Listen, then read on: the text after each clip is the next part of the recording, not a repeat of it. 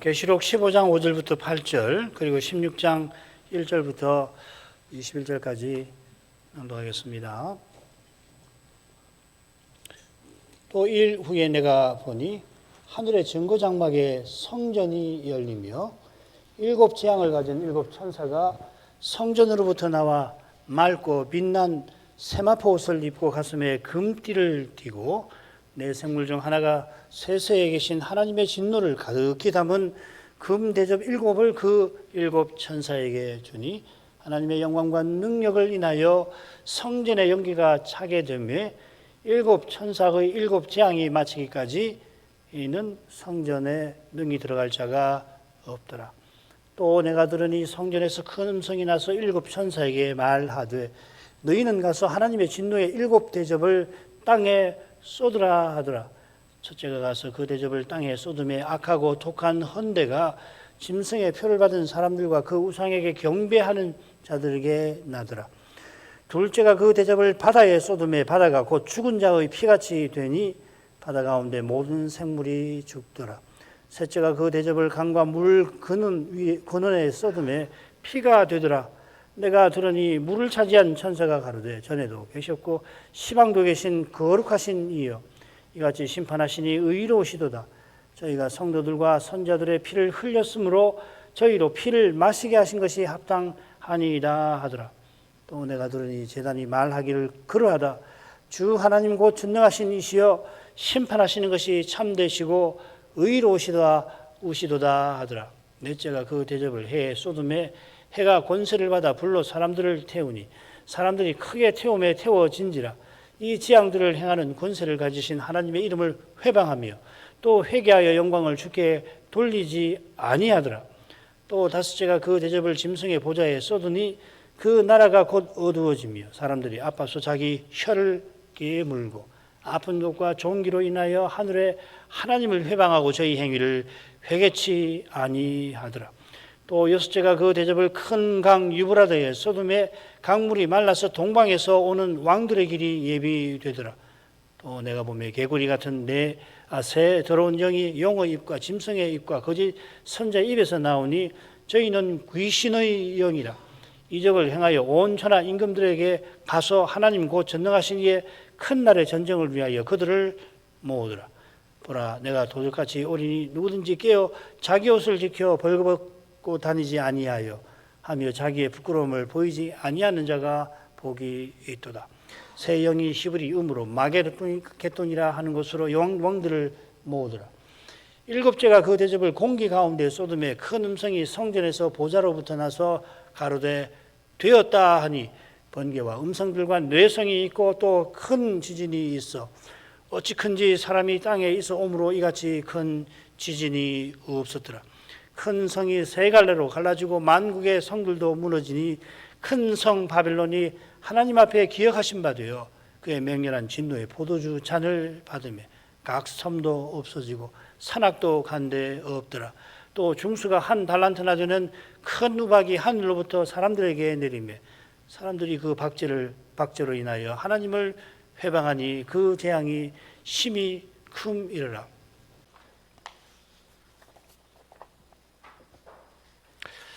오늘 낭독한 본문은 계시록 본론의 다섯째 대목이 됩니다. 그 밑에 도표 보시면서 모두 7대목으로 나누었고 각 대목은 먼저 하늘 성소의 이상이 나오고요. 그리고 이어 반드시 속히 될 일들이 이상으로 거의 대부분 이상 장면에서 나오죠. 다섯째 대목은 넷째 대목과 밀접한데 특별히 마지막 재앙이라는 점에서 그렇습니다. 마지막 재앙은 용과 짐승과 거짓 선자의 마지막 미혹과 핍박과 관련됩니다. 이 사악한 3조 일체라고 하죠. 3조 일체에 대한 하나님의 심판이 다섯째 대목의 사건 단락에서 상세히 다뤄질 겁니다. 다섯째 성소 이상도 하늘 성전이 열리는 이 넷째 대목의 성소 이상과 비슷하게 시작되고 있습니다. 먼저 성소 이상 보십시다. 이 이상은 하늘 성소가 열리는 장면으로 시작되고 성전의 연기가 자욱해서 아무도 들어가지 못하는 장면으로 끝납니다. 가운데 일곱 재앙 가진 일곱 천사에게 일곱 대접 주는 장면이 나옵니다. 자, 이 셋으로 이 성소 이상 부분을 생각하도록 하겠습니다. 5절입니다. 또 2일 후에 내가 보니 하늘의 증거장막의 성전이 열리며, 다시금 요한이 하늘 성소 이상을 봅니다. 또 2일 후에 혹은 이후에 이번에도 하늘 성전이 열렸습니다. 이번에는 성전을 증거장막의 성전, 사실은 이 증거장막 곧 성전 이렇게 번역할 수가 있습니다. 증거장막은 구약 성경에 뭐라고 되어 있냐면 증거막이라고 번역이 되어 있는데 같은 표현입니다. 증거막은 성막이죠. 그래서 성막 즉 곧 증거막이라 하는 표현도 나옵니다. 성막을 회막이라고 부를 때는 하나님이 자기 백성과 만나는 곳이라는 걸 가리키고, 회막을 성막이라고 할 때는 하나님이 계시는 곳을 가리킵니다. 그처럼 증거막이라고 할 때는 하나님이 언약을 이루시는 곳, 하나님의 언약이 이루어지는 곳이라는 뜻입니다. 이 증거라는 말, 히브리 말로 에두트고 신약으로 마르투리아라고 번역했는데, 이 증거라는 말을 학자들은 언약, 메리트의 옛 말이라고 되게 설명을 합니다. 어원을 낱말들을 추적해 가지고 보면은 이 에두트란 말이 언약, 메리트 뒤에 있다, 그렇게 발견하고서 설명하는 겁니다. 그래서 언약궤를 증거궤라고도 부르죠, 그죠? 증거장막의 성전은 성전 곧 증거장막이라고 새길 수 있고, 이게 더 좋을 것 같아요, 번역으로. 계시록에 장막이 3번 나옵니다. 13장 6절 거기 보면 하나님의 장막 곧 하늘에 거하는 자 이렇게 되어 있죠. 15장 5절 여기. 그 다음 21장 3절에 보면 하나님의 장막이 사람들과 함께 하신다 이렇게 되어 있습니다. 새 예루살렘이 하늘에서 내려오는 장면 21장에서 하나님의 장막이 사람들과 함께 있다 하는 표현이 나오는데, 이 표현은 하나님의 장막 곧 하나님 하늘에 거하는 자들, 하늘에 거하는 자들과 사실상 같습니다. 사람의 경험과 사유가 공간의 범주를 떠나서는 불가능하니까 우리가 장차 부활의 몸을 입을 때까지 하나님을 우리가 모시는 이 신비를 구약의 성막 혹은 성전, 거룩한 성, 그리고 거룩한 산에 비추어 살펴야 하는 겁니다. 이건 지금 여기서 우리가 아무리 예전과 언약의 관계를 이해하려고 해도 시간의 범주에 딱 갇혀 있어 가지고 둘을 완벽하게 이 관계를 이해하는데 한계에 봉착하는 것과 마찬가지이겠죠. 장차 우리가 그리스도와 같아질 때 우리 앞에 펼쳐질 이 세계라고 하는 것은 지금 계시를 통해서 깨달은 것 이상일 겁니다. 특별히 공간이라는 측면에서도 마찬가지죠. 공간. 우리는 뭐 3차원 혹은 4차원 이야기하지만 뭐 4차원 혹은 5차원도 뭐 수학자들은 6차원, 7차원 해서 뭐 이해하기 쉽게 도표로 뭐 그리기도 하지만 뭐 도저히 뭐 뭔 말인지 헤아리기가 어렵잖아요. 증거장막에 성전이 열리는 이 장면은 성전의 연기가 자욱해서 아무도 들어가지 못하는 그 장면에 비춰 중요한 의미를 가질 겁니다. 이 두 장면은 성전과 성막의 완공 때 영광구름이 가득해서 아무도 들어가지 못했던 사건을 떠오르게 합니다. 영광구름이 가득할 때 성막을 완공한 그 모세조차 거기 들어가지를 못했습니다. 하나님이 회막에서 모세를 부르시니까 비로소 그가 하나님께 나아갈 수가 있었습니다. 이게 출애굽기 40장과 레위 1장에 연결되는 그 대목에서 배우는 중요한 의미입니다. 다섯째 성소 장면은 일곱째 대목을 암시하는 동시에 여섯째 대목을 예고합니다. 그냥 퍽 정교하죠, 그죠? 이 다섯째 성소 장면을 보면 일곱째 하나님의 장막에 사람들과 함께 계신다. 그걸 예고하면서 여섯째 대목을 예고를 합니다. 같은 주제란 말이죠. 일곱째 대목에서 완성될 새 예루살렘 성이 등장합니다. 이런 점에서 증거 장막 곧 성전이라 부른 뜻이 있습니다. 이 장막과 성전이 모세의 성막이나 솔로몬의 성전을 가리키는 게 아니라 하늘 성전을 가리킵니다만은 이 하늘 성소가 완성될 때가 이르렀다 하는 걸 보여주는 것입니다. 이 성소의 완성을 위해서 중요한 일이 기다립니다. 그게 하나님의 심판입니다. 이 심판을 통해서 하나님의 성소가 완성이 되어서 하나님이 영원히 우리와 함께 하실 것입니다. 이 심판의 가장 중요한 심판 당하는 내용이 뭐냐면 배교 아니에요, 그죠? 배교. 배교는 하나님을 전혀 모르는 사람들이 배교하는 게 아닙니다. 배교라고 하는 것은 그리스도를 알고 믿는 사람이 주를 적극적으로 배반하는 걸 배교라고 하는 거잖아요. 이것을 심판하시는 겁니다. 이게 가장 심판이 중요한 내용이에요. 다른 심판도 물론 있지만은 그 후에야 하나님의 성전이 완공이 되는 거라고요. 그 다음으로 가죠. 7 재앙을 가진 7 천사가 성전으로부터 나와 맑고 빛난 세마포 옷을 입고 가슴에 금띠를 띠고 네 생물 중에 하나가 세세에 계신 하나님의 진노를 가득히 담은 금 대접을 그 7 천사에게 주니, 성전이 열리니까 성전으로부터 7 천사가 나왔습니다. 이 7 천사는 7 재앙을 가지고 있습니다. 이 7 천사가 넷째 대목에서 이미 나중 세 다른 천사의 장면에 바로 이어서 소개가 되었죠. 15장 1절이 그 내용이죠. 그죠? 그들이 가진 7 재앙은 마지막 재앙입니다. 아울러 이들이 7 대접 재앙과 관련된 그 7 대접 재앙을 실행하는 천사들입니다. 이 천사들은 맑고 빛난 세마포 옷을 입고 가슴에 금띠를 띠었습니다. 이는 제사장의 의복을 연상시킵니다. 다니엘 10장에도 비슷한 의복 가진 천사가, 저는 가브리엘이라고 생각하지만은 이름은 밝혀져 있지 않습니다. 천사들이 레위 제사장처럼 짐승으로 제사 드리지는 않지요. 그런데도 그들이 하늘 성소에서 제사장 같은 역할을 합니다. 여러 번 말씀드리지만 제사장이라고 새긴 그 코헨이라는 낱말은 왕의 궁전에서 왕을 가까이에서 모시는 신하를 가리키는 말이에요. 이 말이 하늘 성소는 만왕의 왕께서 자기 보좌를 베풀어 두신 곳입니다. 왕궁이죠. 그곳에서 천사들이, 특히 몇몇 천사들은 그야말로 지극히 가까이서 이 왕을 모십니다. 생물 대표적이죠. 이 만왕의 왕께서 거룩하신 분이라 우리 주인이 가까이 가려면 우리는 반드시 죄를 속하는 제사가 필요합니다. 이 제사가 하나님께서 가까이 나오도록 친히 내신 그 길이지요. 대제사장도 성막도 그 길입니다.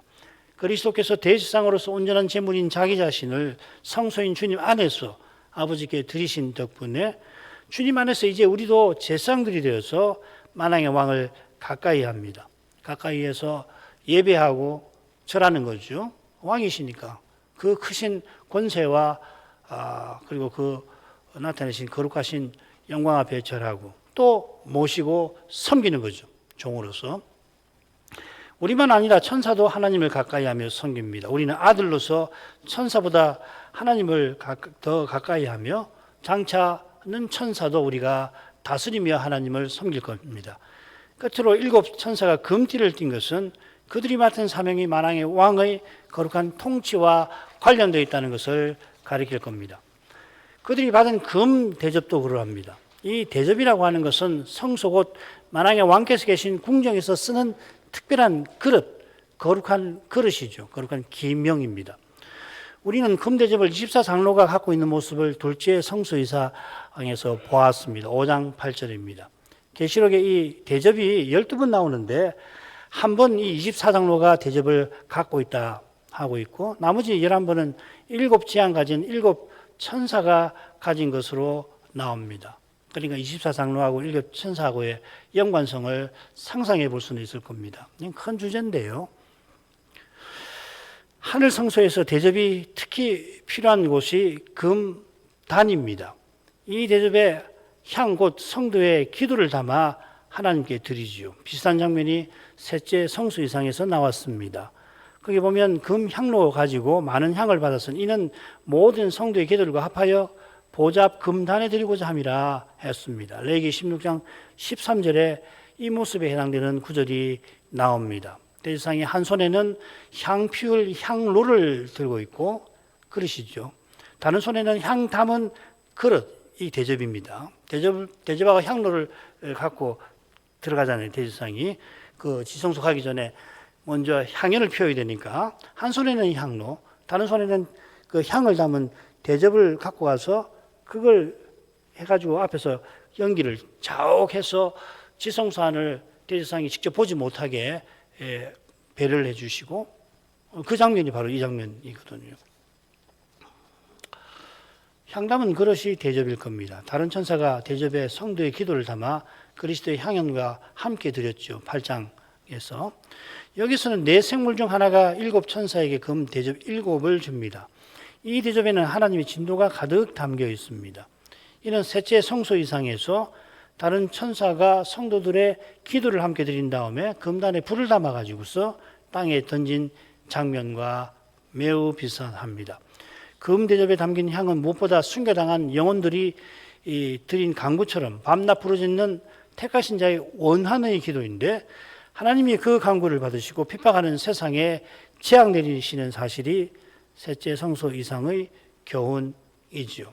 그리고 일곱 나팔이 등장하죠.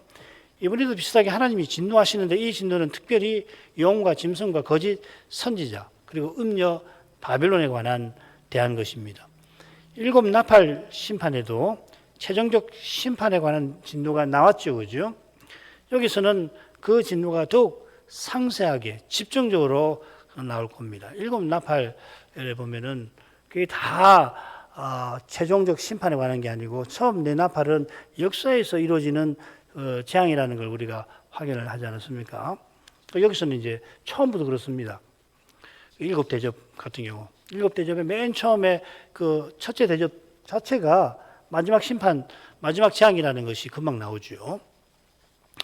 요컨대 일곱 천사가 받은 대접에 하나님의 진노가 가득 담겼다는 것은 그리스도와 함께 고난받은 성도들, 특별히 마릴 성도의 기도가 응답받았음을 보여줍니다. 잠시 기다리라 하시고 쏟으실 재앙을 쌓아 놓으신 것이죠. 8절로 가겠습니다. 하나님의 영광과 능력을 인하여 성전에 연기가 차게 되며 일곱 천사의 일곱 재앙이 마치기까지는 성전에 능히 들어갈 자가 없더라. 성전에 연기가 가득 찼는데 이 연기는 하나님의 영광에서, 그리고 그분의 능력에서 나왔다 이렇게 되어 있습니다. 이걸 그냥 이해하기 쉽게 영광과 능력을 인하여 이렇게 했는데, 표현이 딱 나눠져 있습니다. 하나님의 영광에서, 그리고 그분의 능력에서 연기가 나왔다. 자, 연기가 12번 나옵니다. 계시록에. 이것과 셋째 성소 이상을 제외하면은 10번은 하나님의 심판과 재앙에 관해서 나옵니다. 황충이라든지 또 뭐 마병대, 그 14장 같으면 우리가 아까 배운 거죠. 18장 바벨론 멸망에 관한 대목이고요. 여기 이 기도의 향이 언급되어 있지 않아도 이 이상 장면이 셋째 성소 이상과 관련되어 있다는 걸 우리가 방금 살폈는데, 그처럼 하나님의 영광과 능력에서 나오는 연기는 기도인 향의 연기와 붙어 있을 겁니다. 제사의 마지막 단계가 연기로 바꾸는 건데, 그 연기가 영광 구름으로 올라가 들어가지요. 이 영광 구름이 성막과 성전 완공 시 지성소로 몰려가서 성소를 가득 채웠습니다. 구름이 성소에 가득한 것은 하나님의 영광이 가득한 겁니다. 하나님이 거기 임재하셔서 언약을 친히 이루시는 것을 나타내신 겁니다. 거기 사람이 개입할 게 없어요.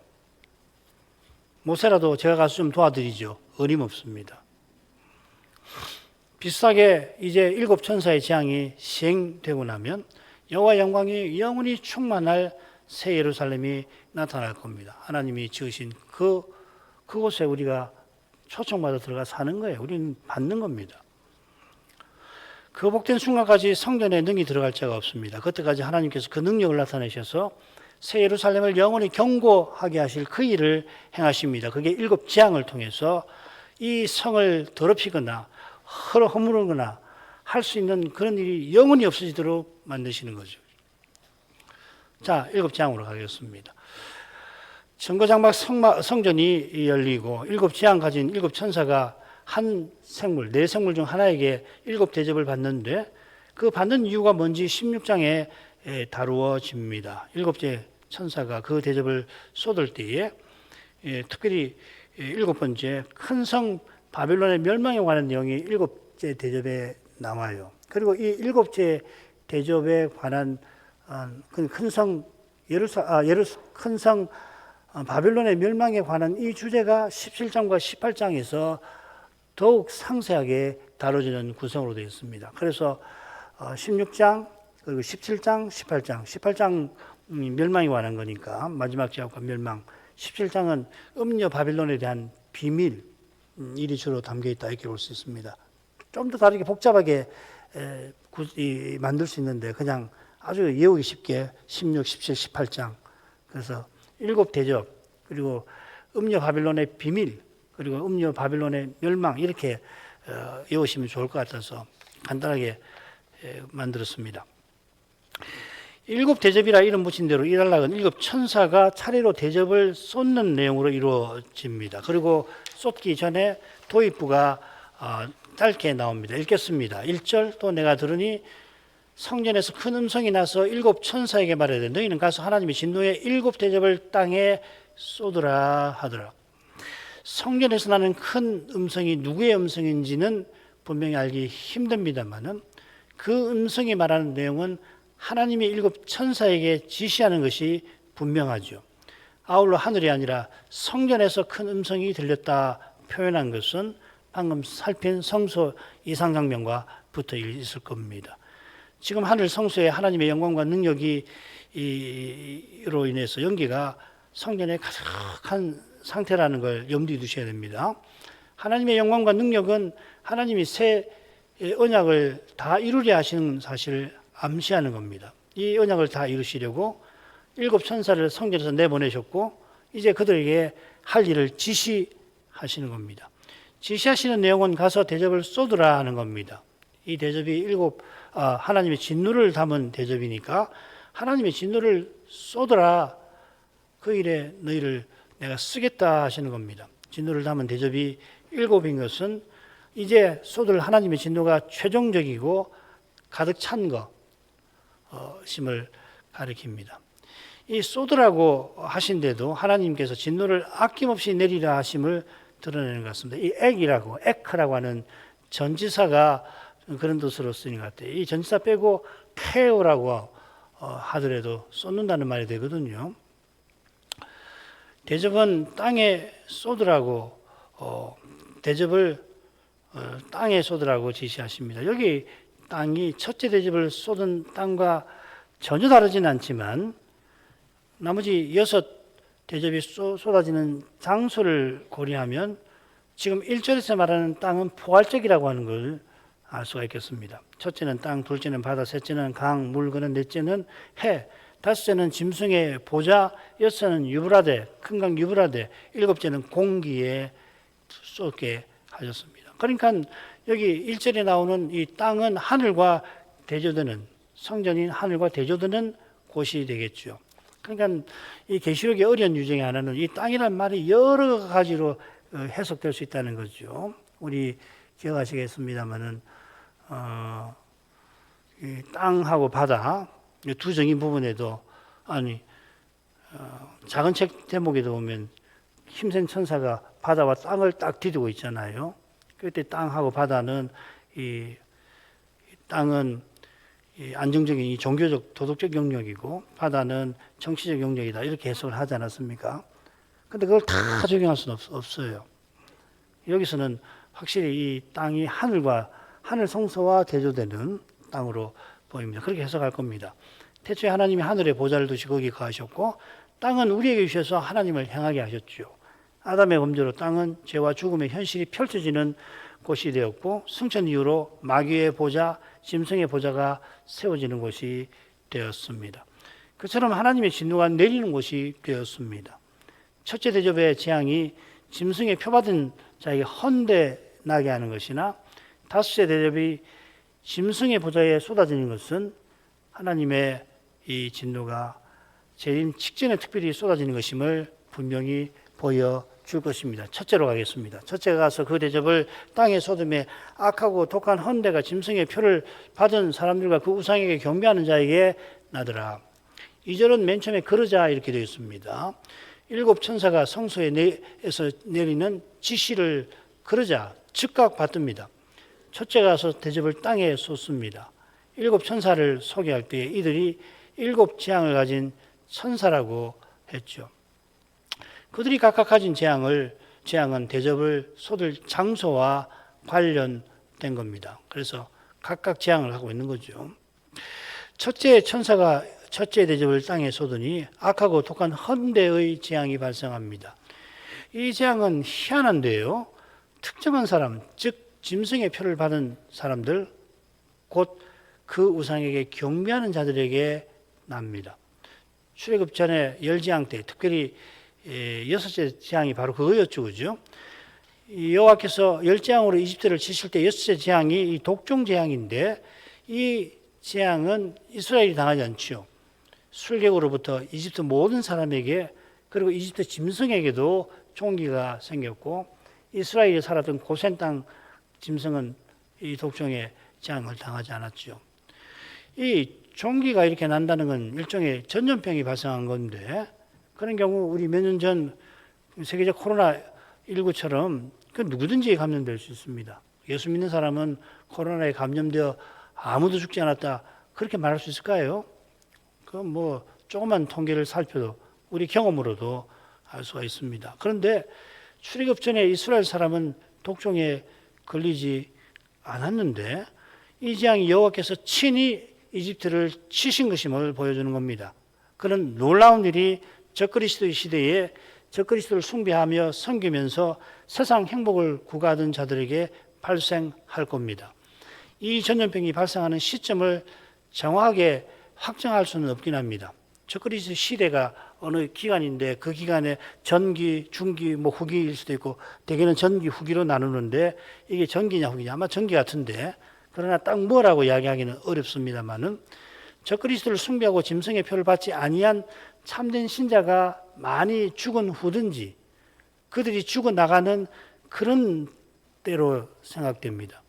소수의 신자가 그저 숨어 살아서 헌대를 앓지 않은 게 아니라 숨어 사니까 전염병에 노출이 안 돼갖고서 바이러스의 공격을 안 받아서 병에 안 걸렸다 그렇게 생각하기보다는 하나님께서 각별하게 보존하고 또 보호하실 것입니다. 어떻게 될지 모르겠어요.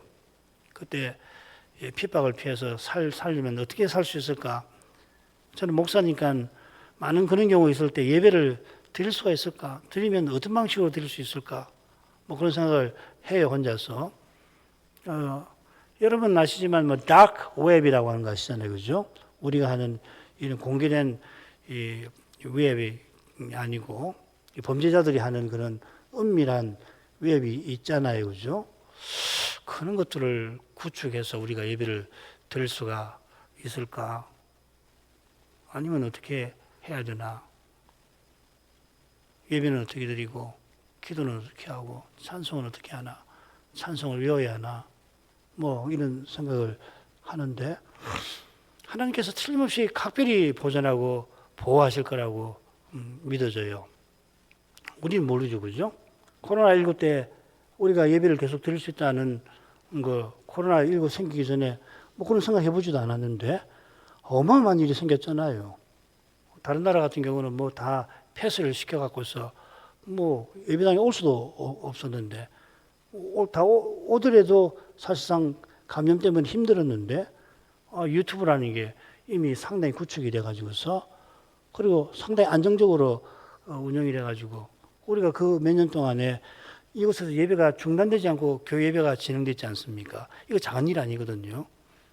하나님께서 다 아시고 그걸 미리 준비해 주셨겠습니다만은 더 시급하고 더 절박하고 사람으로서 어떻게 해야 할지 알 수 없는 그런 때에도 하나님 틀림없이 사랑하시는 백성에게 말씀을 공급하시고 그 뭐냐면 그리스도가 임재하셔서 두세 사람이 내 이름으로 모인 그곳에 내가 함께 해서 약속한 대로 아버지를 전파하고 소수가 소리라도 제대로 내면서 찬송하겠습니까? 거기에 함께해서 내가 아버지를 찬송하겠다 하신 약속을 지키실 거예요. 이걸 꼭 믿으셔야 합니다. 평안할 때 이렇게 예배드리는 게 당연한 거라고 생각하지 마시고 정말 오늘이 마지막 예배일 수도 있다. 저는 사실은 늘 그런 마음으로 사실 듭니다. 내가 오늘 마지막으로 하나님 말씀을 전할 기회다. 늘 생각하거든요. 그게 뭐 요란스럽거나 그렇게까지 생각할 거 있나 생각하지 마시고 정말 그렇게 예배 드리셔야 해요. 하나님 은혜 주셔야 된다고요. 하나님 은혜 주시지 않으면 안 되는 거라고요. 아무리 평안해도 안 되는 거라고요. 반대로 아무리 안 된다고 생각해도 하나님이 하시면은 교회 예배가 끊어지지 않게 하시기 틀림없어요. 그리고 비상하게 하실 겁니다. 이런 위태로운 때는 말씀도 그 시대를 이길 만한 말씀을 주시는 거거든요. 그걸 구하셔야 된다고요. 자, 이 현대 알렌 이들 중에 이 사실을 식별하는 이가 있을까 궁금해요. 아마 전염병은 역사 내내 늘 있으니까 그죠? 적그리스도도 바이러스가 있고 우리는 이미 코로나19를 직접 경험한 사람들이라서 이런 것이 또 온다고 하는데 이러다가 언제 적그리스도 시대가 오면은 아이고 또 전염병 세계적인 바이러스구만 이라고 생각을 하지 않겠어요, 그죠? 왜 이 말씀드리냐면 넷째 대접 후에 재앙당한 이가 하나님을 회방하는 것과 관련해서 미리 제가 이 말씀을 드립니다. 아마 셋째 대접 때 좀 더 설명할 겁니다. 그 다음은 가죠. 둘째가 그 대접을 바다에 쏟음에 바다가 곧 죽은 자의 피같이 되니 바다 가운데 모든 생물이 죽더라. 둘째 대접은 바다에 쏟게 하셨는데 바다가 죽은 자의 피같이 되었다 했습니다. 그냥 피가 아니고 죽은 자의 피라 한 것은 그저 피 색깔이 죽은 자의 피니까 탁하더라 하는 것보다는 바다 가운데 모든 생물이 죽는 것과 붙어 있을 겁니다. 모든 바다 생물이 죽는 것은 둘째 나팔 재앙 때 바다 생물의 3분의 1이 죽는 것과 비슷하지만 확연히 다릅니다. 첫째 대접 재앙이 적그리스도 시대에 발생한 것이듯이 둘째 대접 재앙도 마찬가지입니다. 모든 바다 생물이 죽는 일이란 역사상 없는 일입니다. 짐승을 숭배하는 자들이라도 이런 이례적인 사실을 모를 수가 없겠지요. 말 그대로 전 세계적인 재앙이고 전 세계적인 난제라 아무리 능력이 있고 강력한 적그리스도와 그의 단일 정부도 이건 제대로 대처하기 힘든 상황이 될 겁니다. 상황이 대처하기 힘든 만큼 거짓과 강포를 추구하는 이 악한 세력은 필시 더 강력한 독재의 통치를 여차하면 살벌하게 시행하려 들 것 같아요. 그 다음 가죠. 셋째가 그 대접을 강과 물 근원에 쏟음에 피가 되더라. 내가 들으니 물을 차지한 천사가 가로되 전에도 계셨고 시방도 계신 거룩하신 이여 이렇게 심판하시니 의로우시도다. 저희가 성도들과 선자들의 피를 흘렸으므로 저희로 피를 마시게 하신 것이 합당하니이다 하더라. 또 내가 들으니 제단이 말하기를 그러하다. 주 하나님 곧 전능하신 이시여 심판하시는 것이 참되시고 의로우시도다 하더라. 셋째 대접은 이 강과 물 근원에 쏟아집니다. 바다처럼 강과 물 근원이 피가 됩니다. 여기는 그냥 피가 됐다고 되어 있어요. 이는 심각한 생존 위협과 경제적 타격이 되겠지요. 이미 이 전염병이 일어나고 그 다음에 바다 생물이 다 죽고 그 다음에 이런 일이 아마 그 간격이 어떤지 모르겠는데 적그리스도의 단일 정부가 출범할 시기에는 당시 발생할 갖가지 세계 문제를 단숨에 해결할 능력을 과시했겠지만은 셋째 재앙까지 들이닥치면 이미 적그리스도는 심각한 정치적 타격을 입게 될 겁니다. 그가 꺼낼 술책은 사람들의 종교적 숭배를 이용하는 것일 것 같아요. 그 종교적 술책이 어떤 효과를 내는지 네 번째 재앙에서부터 드러날 겁니다. 셋째 대접을 쏟은 셋째 천사가 행한 일이 간단하게 언급된 다음에 그가 하나님께 드린 말씀이 길게 이어지고 있습니다. 그가 물을 차지한 천사, 그대로 번역하면 물들의 천사일 겁니다. 그는 하나님을 전에도 계셨고 시방도 계신 거룩하신이라 부릅니다. 여기 장차 오실 분이라는 칭호가 사라졌습니다. 왜냐하면 하나님이 장차 오셔서 심판하시는 분인데 이제 그때가 되어서 심판하고 계시니까 장차 오실 분이라는 칭호는 사라진 것입니다. 마지막 심판이란 말이죠. 이렇게 심판하시니 의로우시다고 아뢰입니다. 하나님이 심판하신 이유가 이어집니다. 저희가 성도들과 선자들이 피를 흘린 겁니다. 짐승을 숭배하고 그의 표를 받은 이들이 거짓 선자의 말을 쫓아 용이 지독히 욕망하는 그 일에 가담했던 겁니다. 성도들의 피를 흘린 까닭에 저희로 피를 마시게 하십니다. 굉장히 끔찍하죠, 그죠? 그들이 성도의 피를 흘리면서 세상 쾌락의 독주를 마신 거 아니에요? 이제 피를 마시게 하는 겁니다. 성도들을 핍박할 때 세상 쾌락을 들이마시려 한 건데 그들이 바라는 세상 쾌락의 가장 기초적인 조건 중 하나인 깨끗한 물마저 사라지게 하실 겁니다. 가뭄이 들어 물이 없어지는 게 아니라 피로 변하게 하셔서 그들이 행한 핍박이 얼마나 악하고 끔찍한 것인지를 드러내십니다. 그들이 누리는 쾌락과 안락이 성도의 피를 흘린 사악한 대가인 것처럼 그들의 문명과 삶의 피냄새가 진동했던 것을 드러내시는 것입니다. 향수로, 온 쾌락으로, 향수로, 이런저런 산의 진미로 가리려고 가려지는 게 아니죠. 피냄새가. 문명에는 이런 것이 있어요. 요한이 이번에는 제단이 말하는 것을 듣습니다. 이 단은 성도들의 기도가 하나님께 드려지는 곳입니다. 다섯째 인을 떼실 때에 그 단 아래에서 순교당한 영혼들이 하나님의 의로운 심판을 간곡히 구했습니다. 언제까지 우리의 피를 신원하지 아니하시겠습니까? 나중 셋째 다른 천사가 이 단으로부터 나와서 포도 수확에 관한 지시를 다른 둘째 다른 천사에게 전달했지요. 그 지시가 지금 셋째 대접에서 물들의 천사가 하나님께 아뢰는 말씀과 관련되는 겁니다. 짐승을 숭배하는 자들이 성도의 피를 마셨기 때문에 하나님이 진노의 포도주 틀을 예수님들어 밟으라 하시고 그들이 흘린 피, 마신 피가 얼마나 많은지를 드러내십니다. 제단이 성도들의 기도, 특히 숭배당한 영혼의 간구를 듣고 셋째 다른 천사에게 지시한 것도 다 들은 셈인데 정의처럼 하나님의 심판이 참되고 의로우시다고 하나님께 아뢰입니다. 하나님의 심판이 참되고 의로우심은 하나님이 언약을 신실히 이루심을 가리킵니다. 이 두 형용사가 모세의 노래, 곧 어린 양의 노래에 나왔지요. 주의 길이 의롭고 참되시도다. 이 찬송이 짐승과 우상과 그 이름의 수를 이긴 자들이 드리는 찬송인데 그들이 짐승과 그 추종자들에게 극심한 핍박을 받은 그때에 그래서 이 만일 성도들이 다 사라진 것처럼 보이는 그때에 그러나 하나님은 친히 언약을 이루고 계셨습니다. 지금도 마찬가지죠. 지금도 하나님은 신비하게 언약을 이루시는 겁니다. 지는 것 같은 지는 게 아니에요. 믿음으로 살아서 다 양보하고 하더라도 지는 거 아니라고요. 하나님은 그런 방식으로 약속하신 말을 이루어 가시는 거라고요. 그들의 고난이 그들이 바라는 영광을 이루도록 하셨습니다. 평안한 일상에서도 이 신비한 이김, 이 이룸을 바라야지 도살할 양처럼 여김받는 비상한 시절에도 넉넉히 이기게 되는 것이에요. 기도하겠습니다. 거룩하신 아버지, 짐승과 그의 우상과 그 이름의 수를 이긴 자들이 유리바다가에 서서 모세의 노래, 어린 양의 노래를 하나님께 드리는 저 장엄한 광경을 요한의 이상을 통해 저에게 보여주셔서 감사드립니다. 그들이 드리는 찬송이 그들이 짐승 우상 숭배를 거부하고서 받게 되는 핍박과 고난에 비추어 얼마나 영광스럽고 놀라운 것인지 모를 수가 없나이다. 하나님이 택하신 자를 구원하시려고 그들을 감해 주실 것이지만 그들이 받을 고통이 얼마나 극심한지